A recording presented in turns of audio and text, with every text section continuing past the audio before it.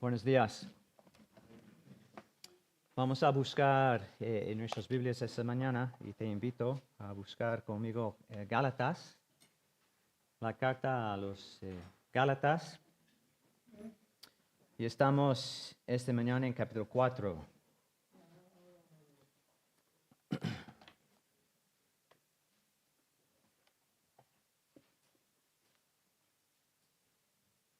Y que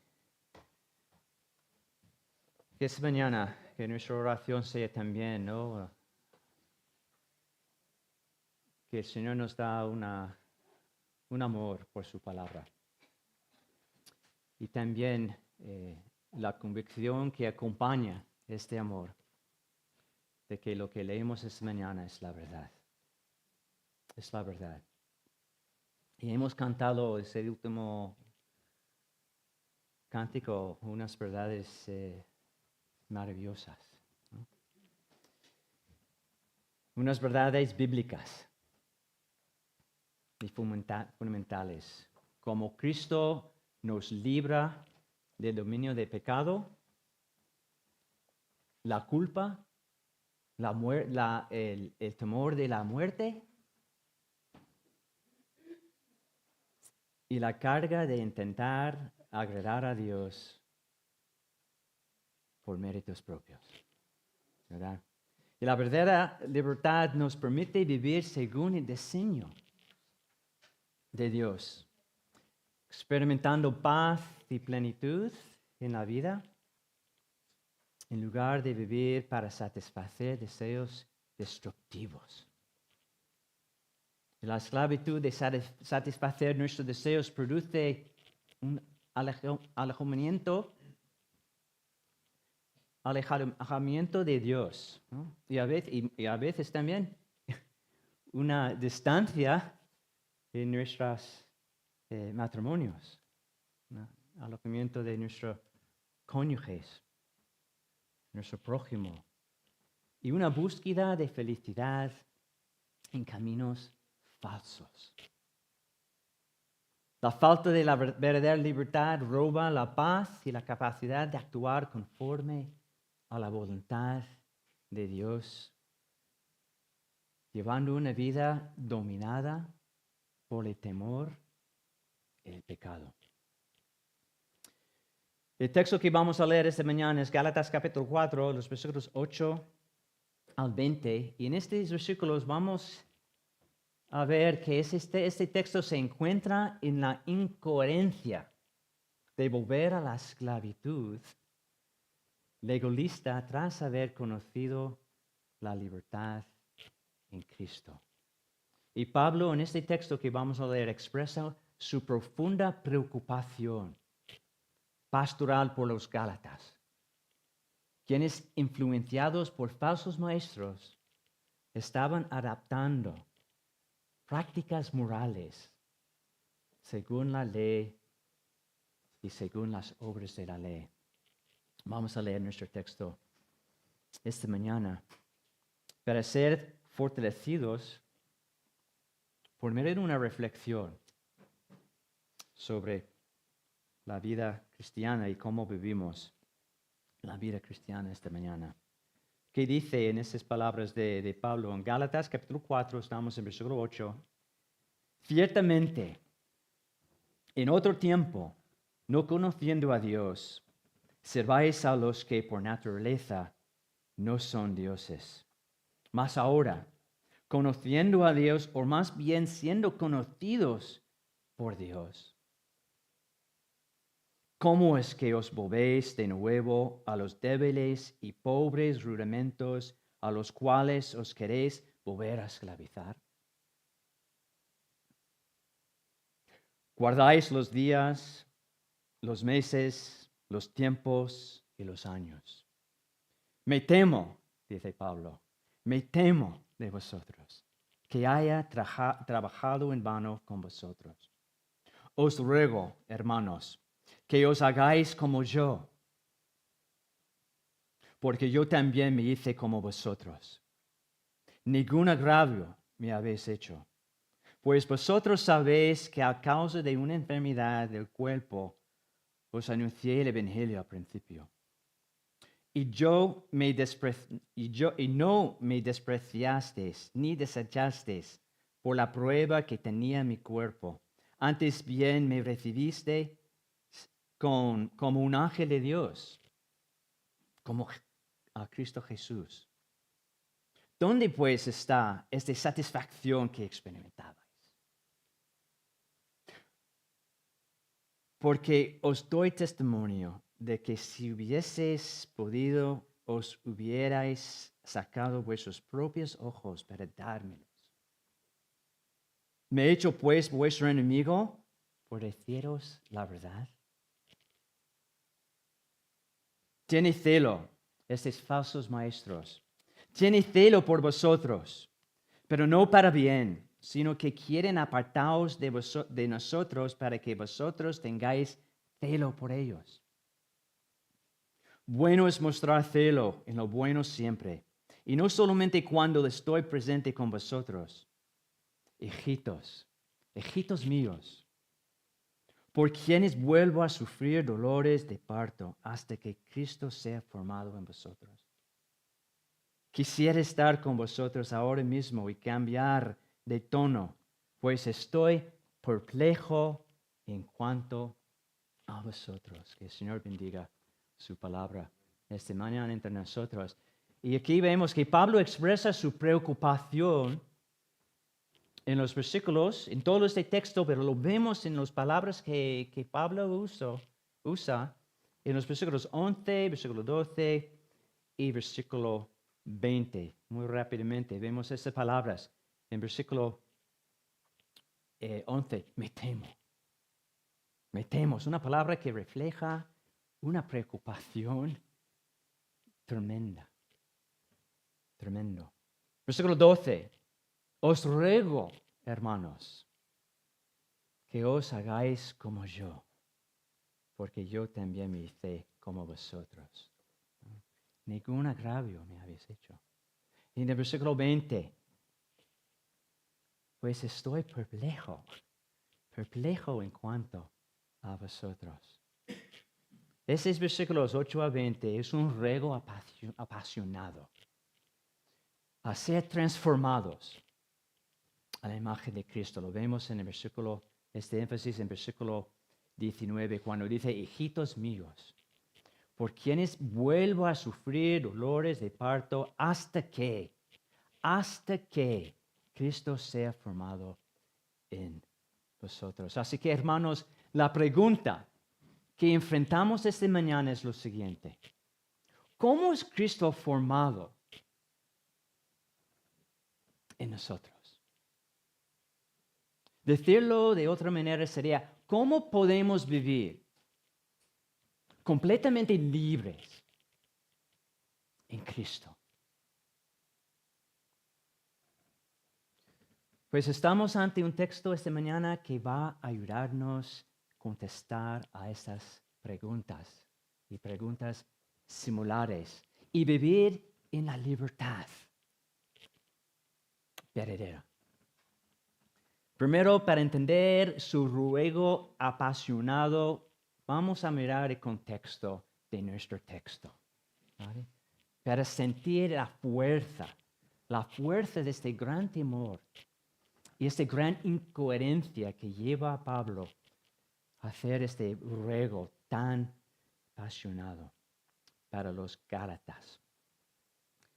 Vemos a partir del versículo 3, Pablo comienza una defensa doctrinal y empieza con una serie de preguntas para mostrar que la justificación es solo por la fe en Cristo Jesús y no por las obras de la ley.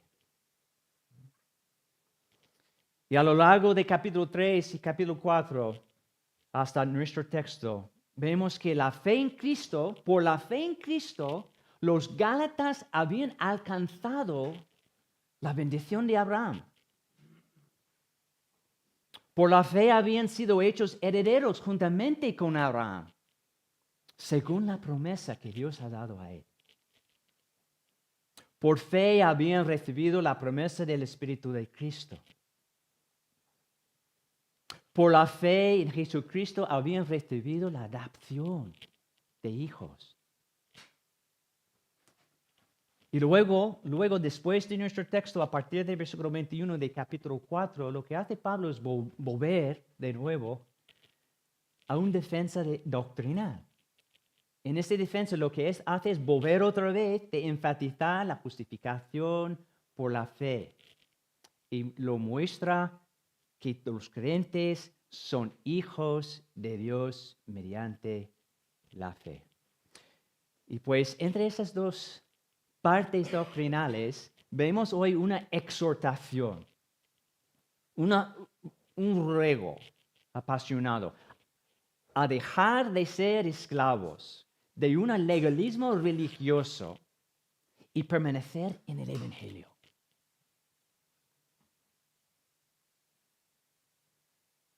Y podemos dividir nuestro texto para ayudarnos a verlo con claridad, este énfasis. En los versículos 8 a 11 vemos que regresar a la ley nos esclaviza. ¿Vale? Regresar a la ley nos esclaviza. Versículos 8 a 11. Y luego los versículos 12 a 20, permanecer en el Evangelio nos permite ser transformados a la imagen de nuestro Señor Jesucristo. La imagen de Cristo. ¿Veis? En los versículos 8 a 11 vemos que el Evangelio es poderoso. La primera cosa que vemos en los primeros versículos es que el Evangelio es poderoso para cambiar la vida.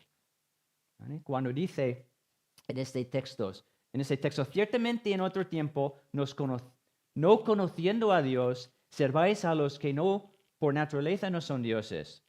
Mas ahora conociendo a Dios, o más bien siendo conocido por Dios, ¿no? Había un cambio.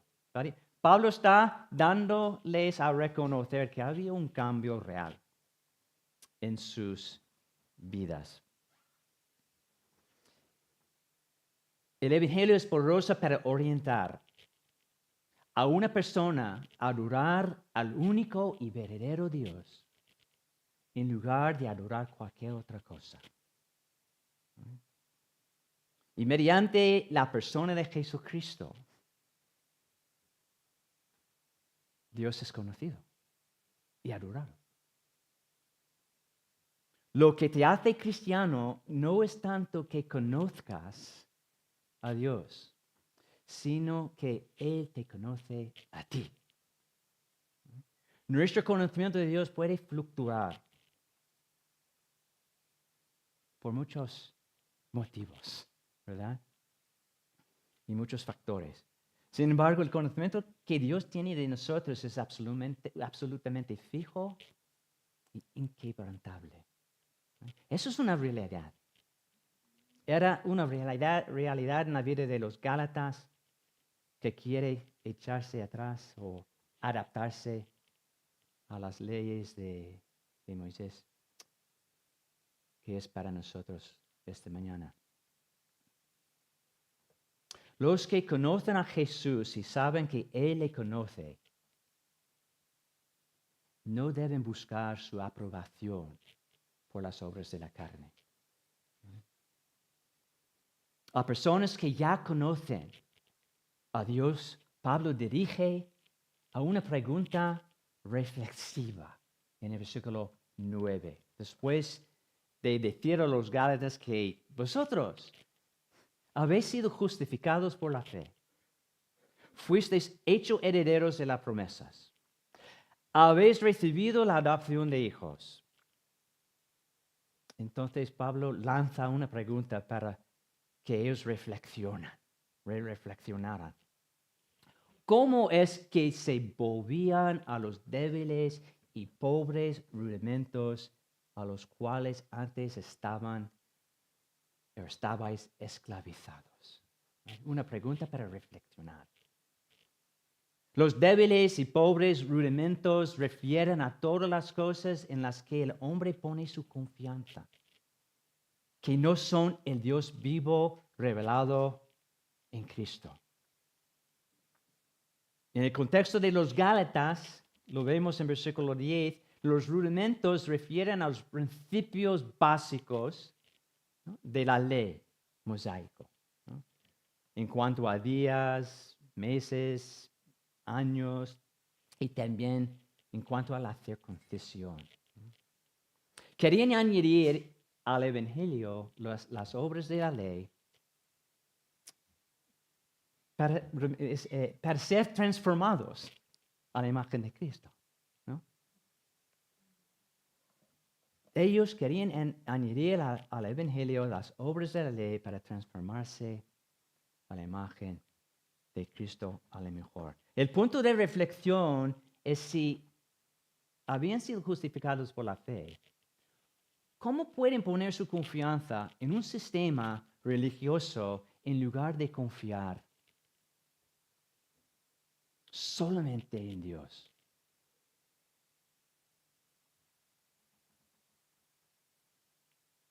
Revelado en Cristo.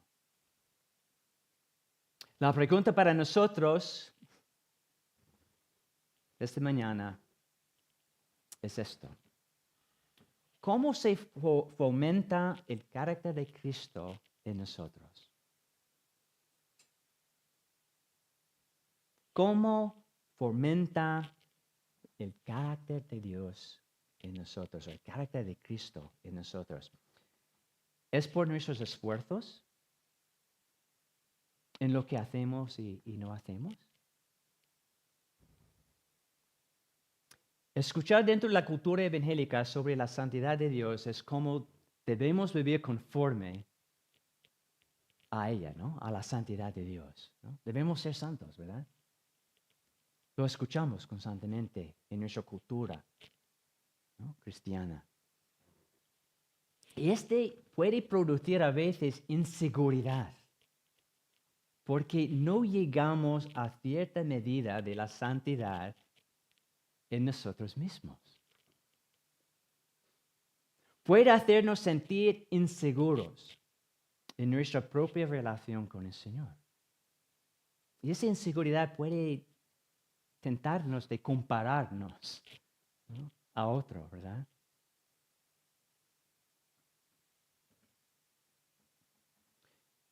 Tan fácil es volver a un sistema de reglas para sentirnos seguros en nuestra relación con Dios.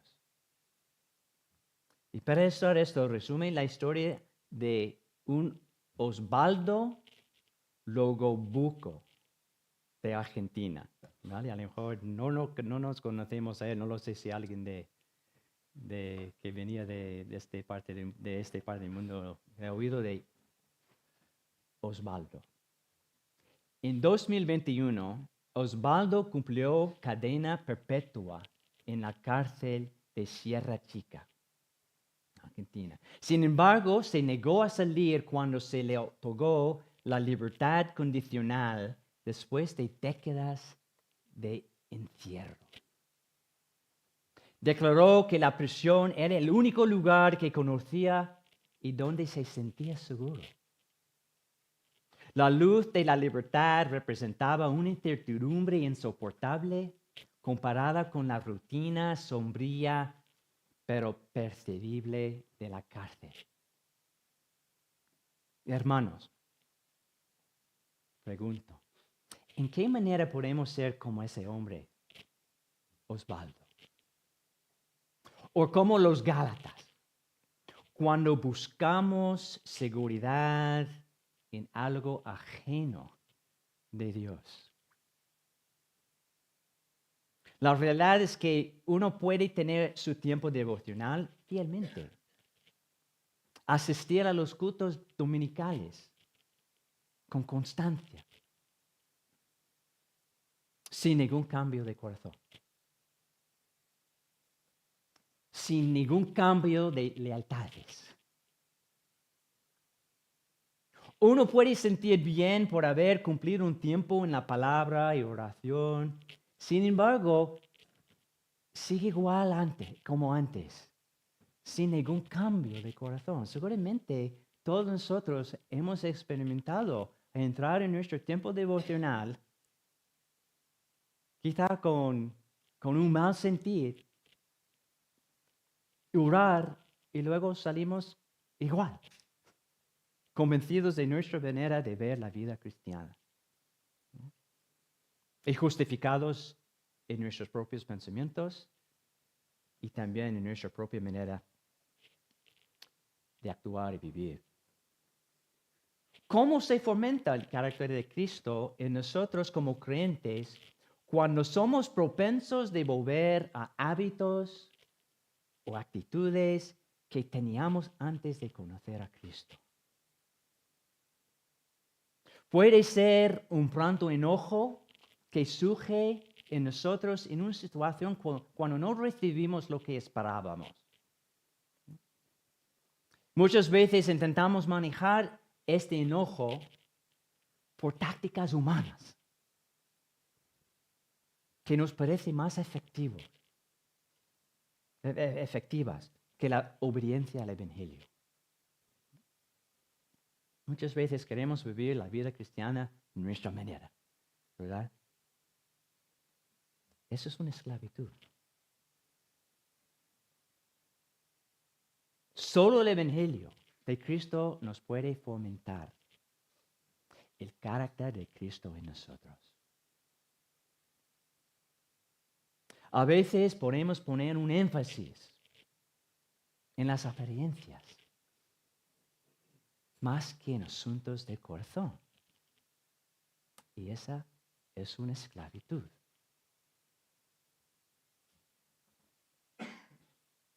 Una falta de confianza en nuestra relación con Dios puede hacernos sentir inseguros en la fe, en nuestra fe, y nuestra práctica de la fe. Hay un Richard Lovelace, que era un historiador y teólogo. Él hizo un comentario interesante en su libro que es un título, Dinámica de la vida espiritual. Es lo que dice: la inseguridad se manifiesta en orgullo, una feroz afirmación defensiva de nuestra propia rectitud y una crítica defensiva hacia los demás. Las personas inseguras se aferran desesperadamente a un legalismo. Nuestro legalismo se muestra a través de la envidia y los celos, entre otros pecados fundados en una inseguridad de fe, ¿no? Y nos hace reflexionar, es lo que dice este hombre, ¿no? Que si lucho con el orgullo, a lo mejor es una señal de a lo mejor que estoy viviendo mi vida conforme a algún tipo de legalismo. O estoy esclavizado a algo, un pensamiento que no es según el Evangelio.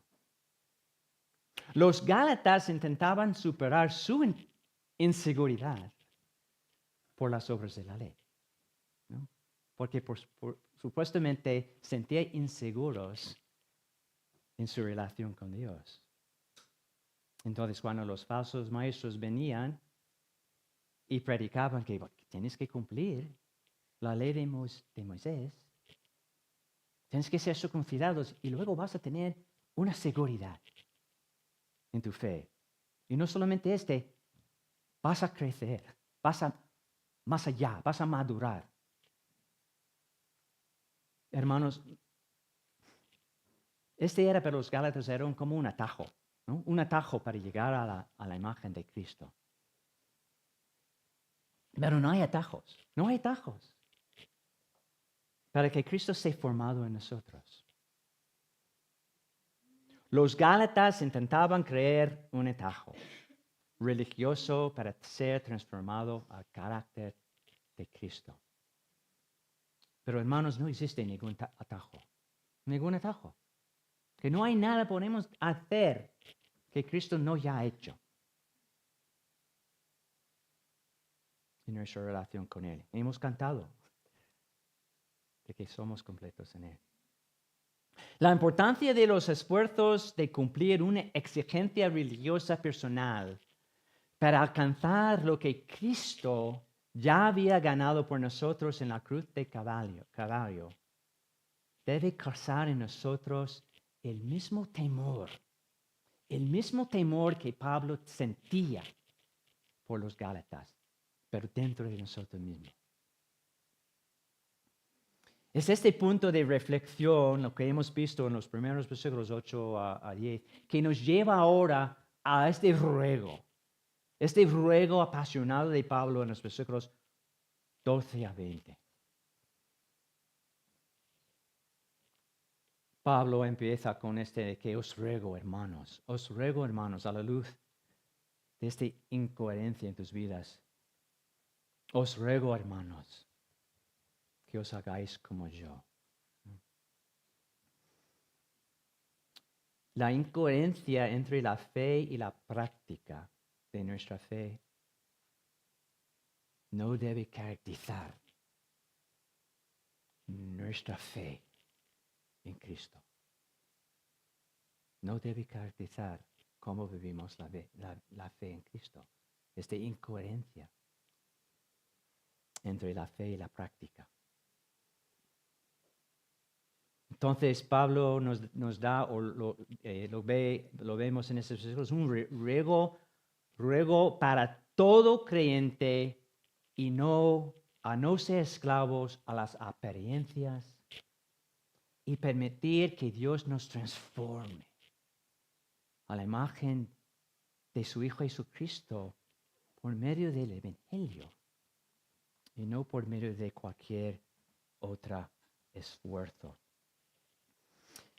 Entonces, en esos versículos 12 a 18, Pablo recuerda a los Gálatas cómo les llegó al Evangelio que hemos leído aquí, que había una enfermedad que Pablo tenía y por medio de esta enfermedad tenía la oportunidad de anunciar el Evangelio a los Gálatas. Y hemos leído que la recepción de Pablo de parte de los Gálatas fue extraordinaria.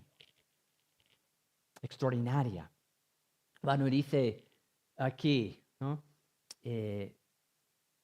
Pues, versículo 13, vosotros sabéis que a causa de una enfermedad de cuerpo os anuncié el Evangelio al principio, y no me despreciasteis, ni desechasteis por la prueba que tenía en mi cuerpo. Antes bien me recibisteis como un ángel, como Cristo Jesús mismo.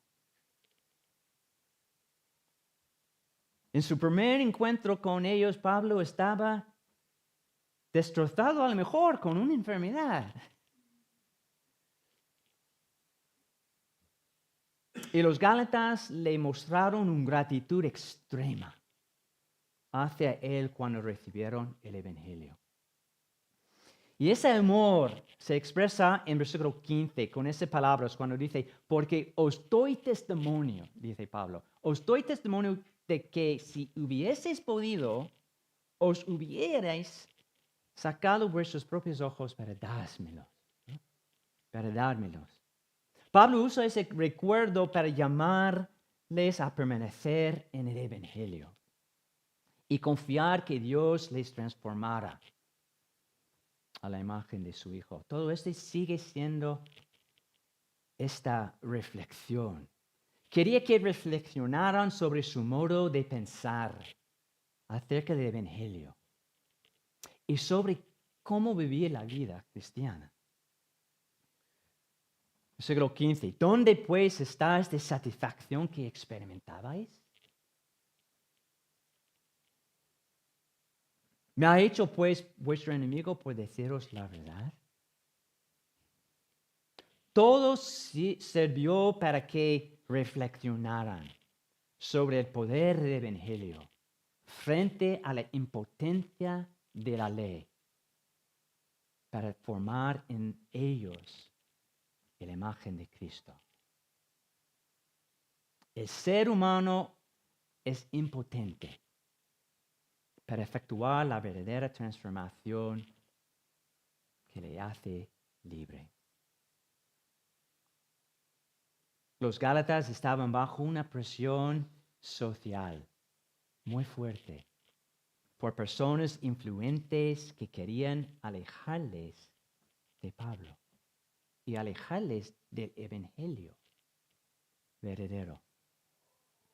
Gálatas 17:4, capítulo 4, 16 y 18 dicen lo siguiente.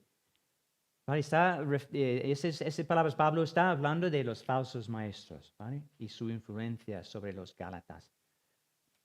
Ellos tienen celo por vosotros, pero no para bien, sino que quieren apartaros de nosotros para que vosotros tengáis celo por ellos. Y luego dice en versículo 18, bueno es mostrar celo en lo bueno siempre, no solamente cuando estoy presente con vosotros, cuando estoy presente con vosotros. Las personalidades son poderosas, ¿verdad? Y fácilmente nos influyen. Pero hermanos, los mejores hombres siguen siendo hombres. Los mejores hombres siguen siendo hombres. No confiamos en los hombres. Confiamos en el Dios de los hombres. Los mejores hombres siguen siendo hombres. Al contrario de los falsos maestros, Pablo dirige el celo de los Gálatas a la persona de Jesucristo, no a él. Es decir, Pablo no está diciendo, no fijéis en ellos, fijaos en mí. No, está diciendo que no fijéis en ellos ni en mí, pero en la persona de Jesucristo.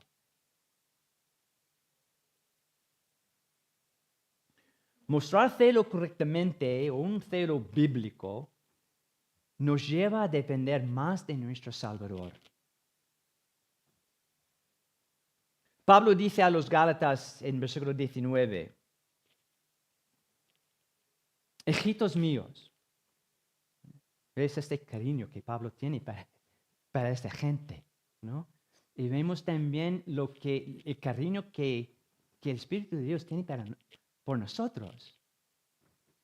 Por medio de esas palabras. Hijitos míos, por quienes vuelvo a sufrir, dice Pablo a los Gálatas, dolores de parto hasta que Cristo sea formado en vosotros. Cristo formado en nosotros es la verdadera libertad que necesitamos. La promesa de esta liberación en Cristo fue dada no solamente aquí en Gálatas, sino repetidamente a lo largo de la historia de la salvación. Podemos ver, por ejemplo, no tienes que buscar, si quieres buscar Génesis capítulo 3, versículo 15, que dice adiós a Adán y Eva después de la caída de la humanidad por medio del pecado de Adán, que ha creado una separación entre Dios y ellos. Y dice que, y pondré enemistad entre ti y la mujer, y entre tu simiente y la simiente suya. Esta te herirá en la cabeza, y tú les irás en la calcañar. Después de la caída de la humanidad, Dios prometió un Salvador. Realmente aquí tenemos el preevangelio, ¿no? Proevangelio allí, en este versículo. Un Salvador que iba a librar a los hombres del poder de serpiente, que es el diablo. En la ley, no solamente allí en Gálatas, pero en la ley, Dios provee en Levítico 25 por la liberación de los esclavos, instruyendo que los judíos celebraran el año de jubileo. En el jubileo volvieron cada uno a su posesión y a su familia. El jubileo fue una ilustración continua de la liberación espiritual que Dios ofrece e iba a ofrecer su pueblo en Cristo. Y luego los profetas, el profeta Isaías, capítulo 51, versículo 1 y 2, anuncian las buenas nuevas de salvación y la liberación de los cautivos de pecado. Cuando dice el profeta, Y ese es lo que dice Isaías aquí en 61. Tenemos la primera predicación de Jesús en la sinagoga en el Evangelio de Lucas. Pero Isaías lo anunció aquí, dice que el Espíritu de Yahvé, el Señor, está sobre mí, porque me ungió Yahvé. Me ha enviado a predicar buenas nuevas a los abatidos, a vendar a los quebrantados de corazón, a publicar libertad a los cautivos y a los presos apertura de la cárcel, a proclamar el año de la buena voluntad de Yahvé. A lo largo de la historia, Dios estaba preparando los corazones de su pueblo para recibir la liberación en Cristo. Y si estás aquí esta mañana y no conoces esta libertad,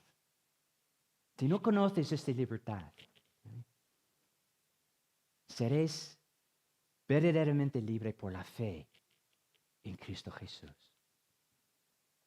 Por la fe en Cristo Jesús podemos conocer, experimentar y vivir una libertad verdadera. Juan 8:36 dice lo que dice que Jesús vino a anunciar la liberación para todos los que creen, cuando dice, así que si el Hijo os libertare, seréis verdaderamente libres.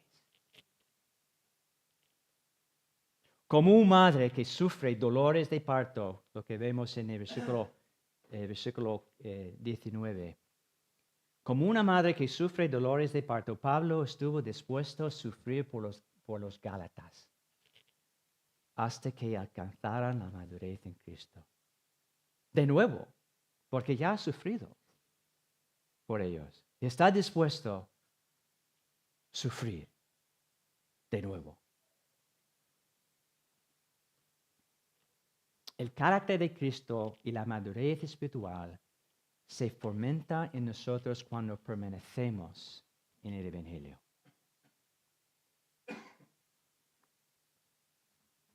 Y la pregunta entonces, ¿cómo permanecemos en el Evangelio? ¿No? Si esa es la manera, ¿cómo lo hacemos? ¿Cómo permanecemos en el Evangelio? Permanecemos en el Evangelio cuando dependemos plenamente de Cristo y no de nosotros mismos. Permanecemos en el Evangelio cuando dependemos de Cristo por la fe, confiamos por la fe en su justicia y no en nuestra. Cuando confiamos en Cristo solamente por la fe y no busquemos atajos. Cosas que hacemos y no lo hacemos para sentirnos aprobados por Dios, porque solo somos aprobados por Dios por la fe en Jesucristo. Es una fe muy práctica.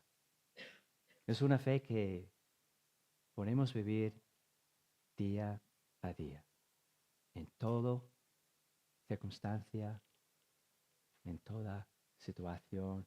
Es la fe que nos enseña constantemente cómo actuar. ¿No? Porque no actuamos por lo que vemos, ¿no? Pero lo que creemos. La muerte y la resurrección de Jesús constituyen el punto central del Nuevo Testamento. Una vez que una persona recibe personalmente los beneficios del sacrificio de Cristo, la salvación puede ser considerada un conocimiento pasado. Sin embargo, la salvación está también en un proceso continuo. En el sentido de que cuando los creyentes dependen de Cristo, experimentan la liberación del poder del pecado y progresan, maduran hacia es de madurez pleno en Cristo. Entonces, si ya conocemos a Jesucristo como Señor y Salvador, que no busquemos la madurez espiritual por cumplir reglas religiosas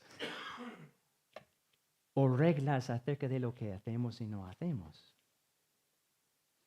Porque lo que hacemos y no hacemos no gana más aprobación delante de Dios porque lo tenemos por la fe en Jesucristo.